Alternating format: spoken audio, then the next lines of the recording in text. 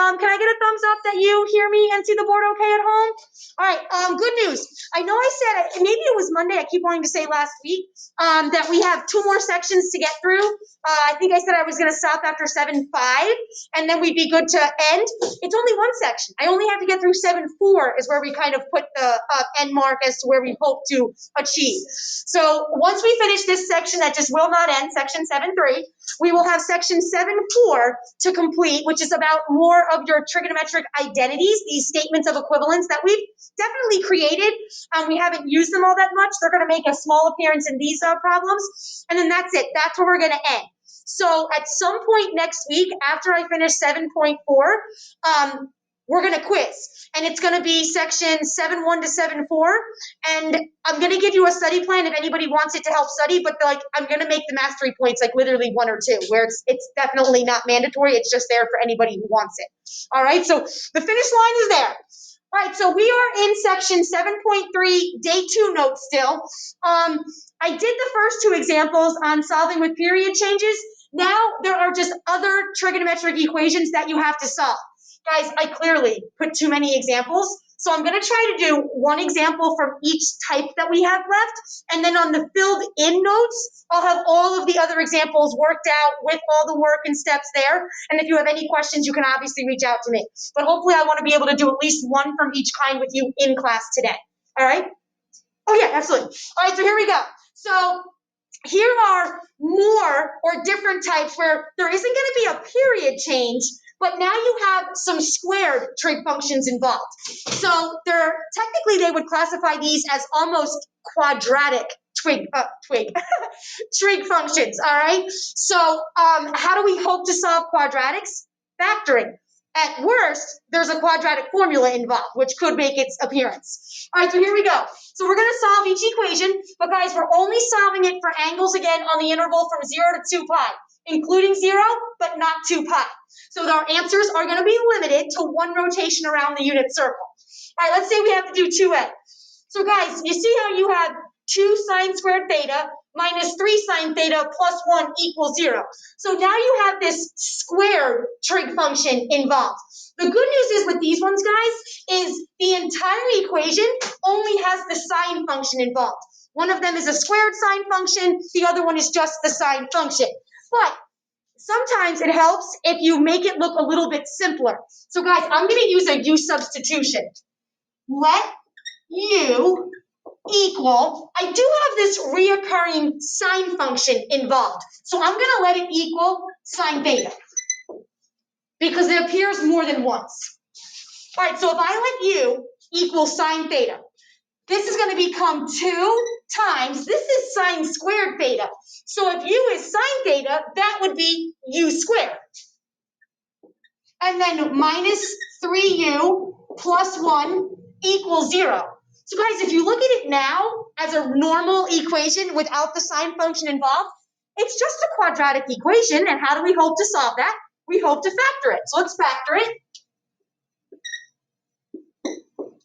Right? What times what get us 2u squared? I would need a 2u and a u. What times what multiplies to 1? I would need a 1 and a 1 because those are the only numbers that multiply to 1. And now I need my rainbows to add up to negative 3u. Well, how do I multiply to 1 and then add up to a negative 3u? I need a minus and a minus. Well, now that you factored it, let's set each factor equal to 0. You know what? I'm not going to have enough room, so instead of squeezing this, let me just get that way. Okay? So now we set each factor equal to 0. 2u minus 1 equals 0. U minus 1 equals 0. And let's solve. Add 1, divide by 2. U would equal 1/2. And then u would equal 1. But now that you've solved it for u, guys, it's not u that we were actually involved with in this problem. Now you got to put what u is equal to back in. So it's not u who equals 1/2. It's sine theta who equals 1/2. It's not u who equals 1, it's sine theta who has to equal 1. And now you have 2 separate trig equations to solve. All right, well, guys, let's see this. You could inverse sine both sides, but there's a problem. The inverse sine is only capable of spitting out certain kinds of angles. and it's going to give you the decimal version of that angle. We want the exact angle, knowing that's one of his special ratios, all right? And it doesn't get you the two answers. There's usually two answers from 0 to 2 pi, all right? So let's do this. We know, according to all students take calculus, that the sine of an angle gets you a positive ratio in 2 quadrants, and it gets you a negative ratio in 2 quadrants. So where is the sine of an angle positive? All students. All angles get you a positive ratio. Sine function gets you a positive ratio. So there's an angle in quadrant 1 that makes this true, and there's an angle in quadrant 2 that makes this true. Now you got to figure out, well, the sine of what angle had a ratio of 1/2? Guys, that's one of your specials. It's a pi over 3, a pi over 6, or a pi over 4. Does anybody know which one it is? 30, 60, 45?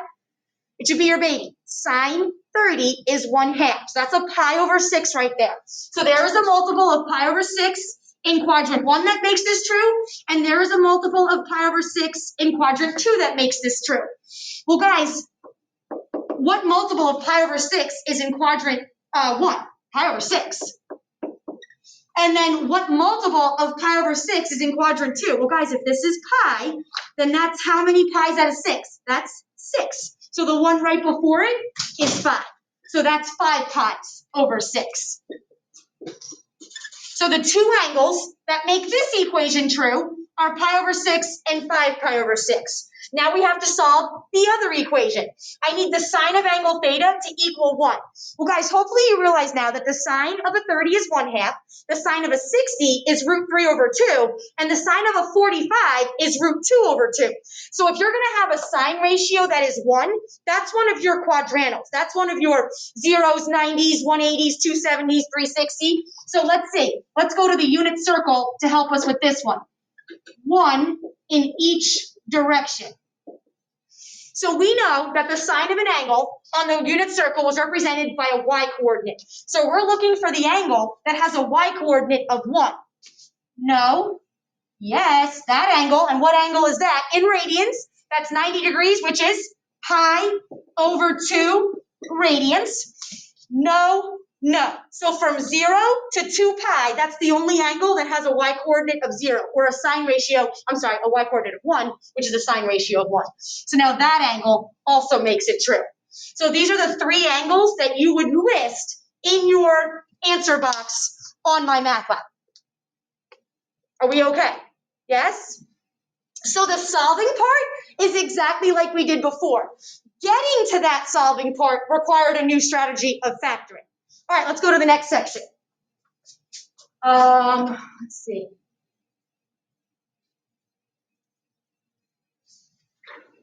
So again, I don't mean to skip over anything important, but all of these problems in this section are going to be ones like quadratics. So this is another factoring problem. Get everything on one side set equal to 0. It is. You can use a U substitution for cosine theta.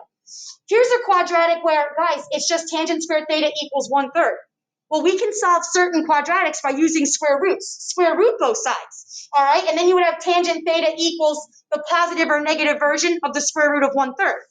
And then this one is another factoring type problem. Guys, everything's on one side set equal to 0. Don't forget, the first thing you should do when you are factoring is look for a greatest common factor. This and this term have a cosine theta in common. So you would factor out a cosine theta. And I'll have all the work to these on your written notes that you guys can look at. If I have time, maybe I can go back and do one. But let's go to the next type that's in this section. All right, so guys, if you go to the back, at the top of your notes, I have put some trigonometric identities. Remember the first one started with, this is the Pythagorean identity, the fact that x squared plus y squared equals 1 is the equation of the unit circle. Well, x is cosine and y is sine. So we were able to create the identity cosine squared theta plus sine squared theta equals 1. And then just by manipulating this one, moving stuff around, dividing it by cosines and sines and whatnot, we were able to create other identities. And guys, this isn't it. You can create another one, like if I had to get, oh, there it is. You can still move stuff around to create a few more, but these are the basic ones. So what's going to happen in the next example is, look at the first one. You have 3 cosine theta plus 3 equals 2 sine squared theta. Well, guys, this is a trig function that is in terms of cosine theta and sine squared theta. You don't want the equation to be made up of more than one trig function. So the identities allow you to take one trig function out and put it in terms of another trig function. So you'd want to get this all in terms of cosine or all in terms of sine. You don't want more than one trig function in an equation. All right, I think I wrote down, I'm actually going to do 3B because this is going to be a straight up factoring problem once you get there. And this one's going to be one of those GCF ones. So I'll do this one, but the solving will be the same. All right, so guys, look here. Cosine squared theta minus sine squared theta plus sine theta equals 1. You have way too many trig functions going on. We need to use one of these identities either to get cosine out and sine in, or get sine out and more cosines in. Well, how do you know? Well, here's the thing. All of your identities are based off of squared trig functions. This sine is not squared, which means I don't have an identity to remove him with. So if you're asking me, look for the one that isn't squared. Sine is not squared, so sine has to stay. So that means we got to get cosine squared out and more sines in. All right, so this is the guy that we're going to look to get out. How can I get cosine squared out and more sine functions in? Well, guys, what does it say cosine squared theta is equal to?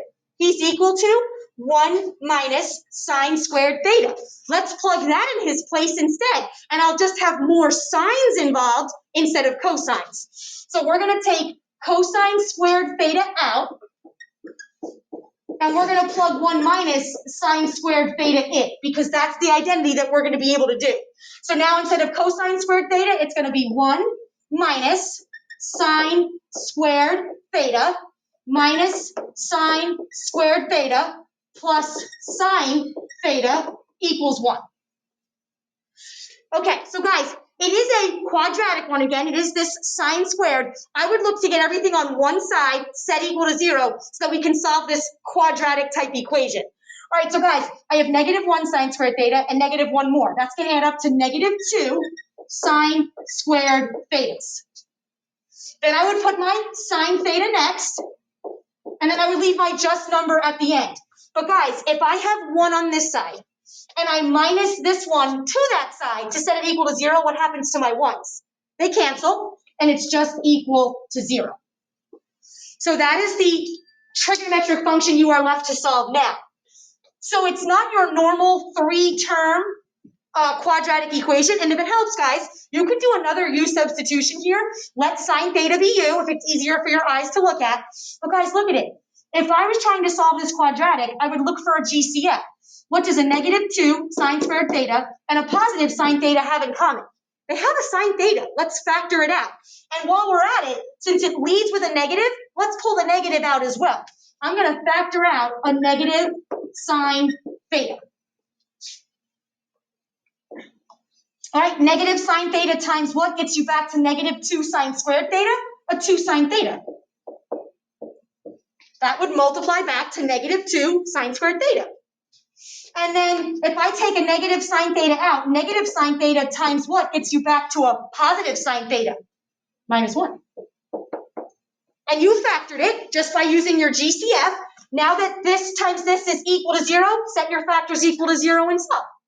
What's going to make negative sine theta equal 0? And what's going to make 2 sine theta -1 equal 0? And now you have 2 separate equations to solve. All right, I'm going to divide by -1, and I'm left with sine theta equals 0. Well, again, if the sine of an angle has a ratio of 0, that ain't your 30, 45, or 60. That's a quadrantal. So let's go to our unit circle to figure this out.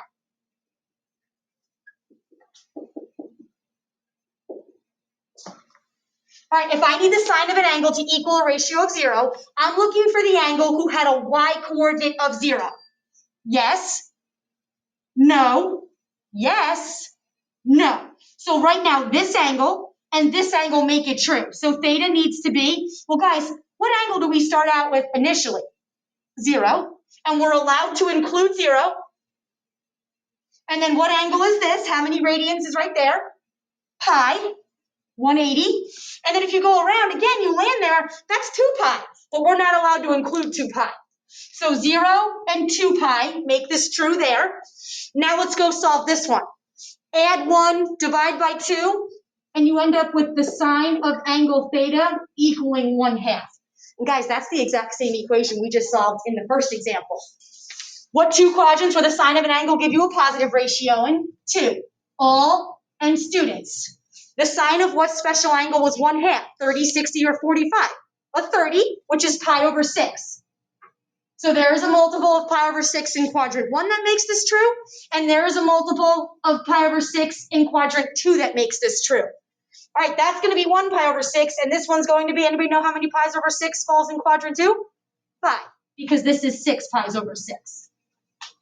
All right, and then you get theta equals pi over 6 and 5 pi over 6. So there's 4 answers to this one. So you would just list these angles in any order using a comma, but no spaces on Delta Math. All right, so guys, my advice with these ones is, this one was not square. So this would be the guy that you would look to get out. Get cosine theta out, get more sines in. So what is cosine, that's the one that has to stay.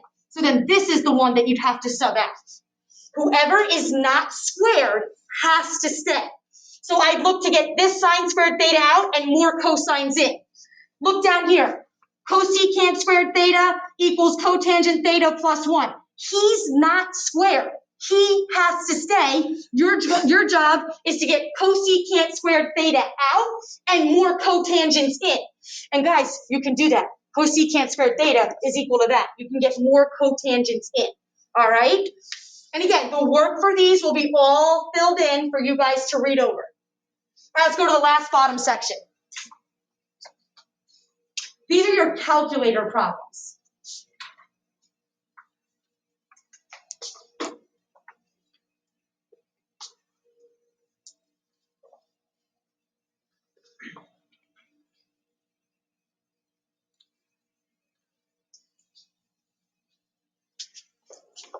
All right, so again, you're solving it on the interval from 0 to 2 pi. So any angles from 0 to 2 pi that make these equations true. This one says the tangent of theta equals -2. So they're fairly simple in the sense that it's just tangent's already by itself, and there's the ratio the angles have to equal. Well, guys, for tangent, his special ratios are zeros and undefineds for your quadrantals, and then it's √3/3, 1, and √3 are his special ratios for pi over 6, pi over 4, and pi over 3. -2 is not one of those special ratios. So guys, you can't solve this without a calculator. We don't know what angle is going to make this true because it's not a special ratio for tangent. So what do? The only way to solve this then is to use the inverse tangent. We're going to have to use the inverse tangent to start getting us angles. Okay, so we're going to inverse tangent both sides to undo the tangent function. So then inverse tangent and tangent cancel, and theta, the angle that makes this equation true, will be equal to the inverse tangent of -2. So that's what we're going to have to ask our calculator. So guys, here's the problem. Inverse tangent, do you remember? Inverse tangent is only capable of spitting angles in quadrant 1 and quadrant 4 out. Angles between pi over 2 and -pi over 2. And we know if you take the inverse tangent of a negative ratio, it's going to get you that quadrant 4 angle between 0 and -pi over 2. But guys, we're only allowed to answer between 0 and 2 pi. So will the angle he gives me even be an answer to this problem? No, because it's going to be an angle between 0 and -pi over 2. It's not going to be an angle between 0 and 2 pi. We're rotating the wrong way. But you have to use it to get your reference angle. All right, so here we go. Let's think of it this way. We know the tangent of an angle gets you a negative ratio in what two quadrants? All students take calculus. All and take. These are the two quadrants, 1 and 3, that the tangent ratio would be positive in. That means the tangent gets you a negative ratio for an angle in quadrant 2, and it gets you a negative ratio for an angle in quadrant 4. So we know our answers are a quadrant 2 angle between 0 and 2 pi, and a quadrant 4 angle between 0 and 2 pi. It's going to get you a quadrant 4 angle, but it's going to get you the one between 0 and -pi over 2. So we have a little finagling to do. All right, so go to your calculator and ask it, what is the inverse tangent? I got to Bring mine up.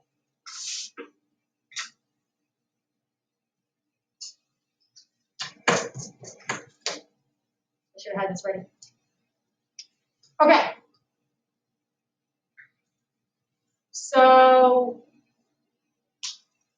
second, inverse tangent, -2.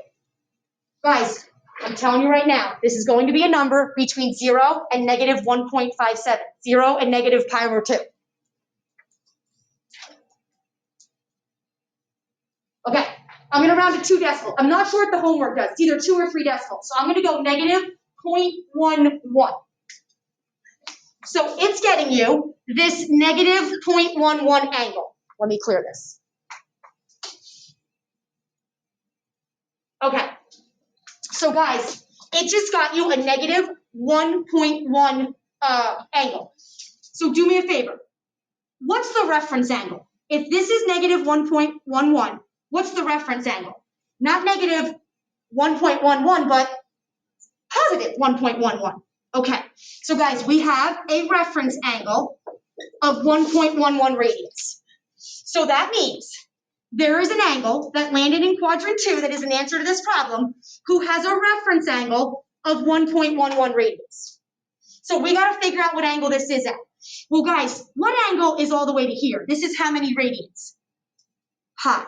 So this angle is 1.11 radians short of pi. So this angle is whatever pi minus 1.11 is. So one answer is going to be pi minus 1.11. Pi, take away the reference angle, gets you this answer right here in radians. So ask your calculator, what's pi minus 1.11?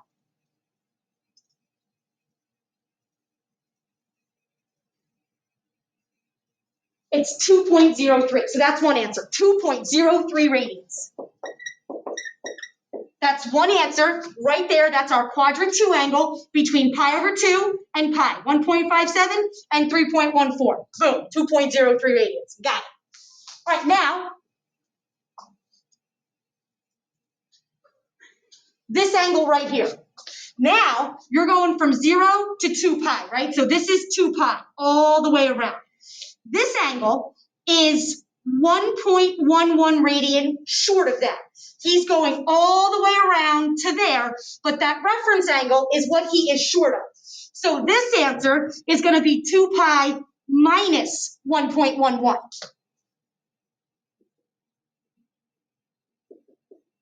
So you have to use the reference angle. If the answer was in quadrant 3, then this angle would be pi plus the 1.11. So what's 2 pi minus 1.11?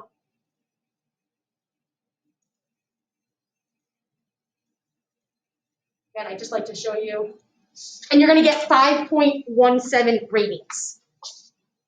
And that's definitely an angle between 3 pi/2 and 2 pi, because that's 6.28 radians right there. So you'd like to think like, oh, thank God, they're calculator problems. Give me my calculator. Not so much, because there's a lot of stuff that you have to do to fix what that trig inverse function is capable of telling you. So guys, all he got us was the reference angle. All I was able to use my calculator for was the reference. All the other heavy lifting's on you. You got to understand what quadrants these angles need to be in, and then you use the reference angle to make those other angles. Is everybody okay with that?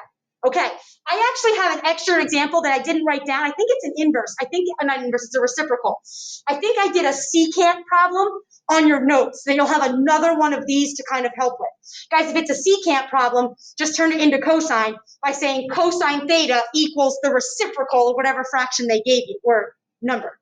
All right, I'm gonna try to do the last one even though it's not looking good. The last one is strictly a graphing calculator problem. It'll say solve using a graphing calculator. We've done this before, but it's been a while. If they want you to solve this equation for all x between 0 and 2 pi, well, guys, treat the left side of the equation separate from the right side. So you're going to put y1 equals 5 sine x plus x. And then you're going to put y2 equals 3.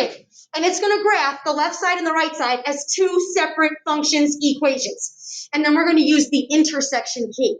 And then we're going to figure out where do these two graphs intersect. All right, so I'm going to go to my graph now. I'm going to type these in as two separate equations. So if you want to watch, that's fine. So I'm going to go to y equal. I'm going to make sure your stat plot is off. There's no black box here. I'm going to do 5 sine x, close catapult, plus x as y1. Hit enter. And then I'm going to do 3 and hit enter. Guys, I'm going to address my window. I'm going to put it as, I know I'm going from 0 to 2 pi. But I don't like to be up into my boundary. I like to see kind of like around it as well. So I'm going to put -2 second pi. I'm going to go back one full cycle of sine, -2 pi. I'm going to put my x max to be, I'm going to go 2 cycles of pi, 4 pi. 4 second pi. I'm going to let my counting increment be pi over 2. Second pi divided by 2. Enter. And then my y's, guys, I'm looking for where my y coordinate is 3. Y equals 3. So I'm going to go -5 to 5. It's going to make my window a little tight, so I'm actually going to make it -10 to 10, just to see around it. Then I'll count by 1. Now I'm going to go to my graph. So guys, there it is. So it intersects 1, 2, 3 times as of now that I can see. You only want the answers that are between 0 and 2 pi. So between 0 and 6.28 radians. So guys, all you're going to do is use the intersect feature. Find the intersection of these. As long as it's a number between 0 and 6.28, it's a winner. Second calculation, second trace, I'm looking for the intersect. 5. All right, I'm going to do this one first. I'm going to move my cursor to the left side. Oh, I'm on the first curve. So on the first curve, near that intersection point, enter. Now I'm on the second curve, near that intersection point. Hit enter, and then you hit it a third time for your guess. And it's about 0.52 radians. It intersects at an x value of 0.52 radians. And that's definitely in between 0 and 6.28. All right, now I'm going to go for the next one. I'm going to go for this intersection point. Second trace, number 5 is intersect. Move that little butterfly cursor to the second intersection. Yep. Enter, enter, enter a third time, and it's about 3.18 radians, which is between 0 and 6.28. So he's an answer. I'm going to go for that last one. Second trace, number 5. Move that guy over. Close. Enter. I'm on the second curve near it. Enter, enter a third time, and you get your answer. And it says 5.71, which is under 6.28. So we're all good. So 5.71 is what I'm going to get. So now your 3 answers are 0.52, 3.18, and 5.71.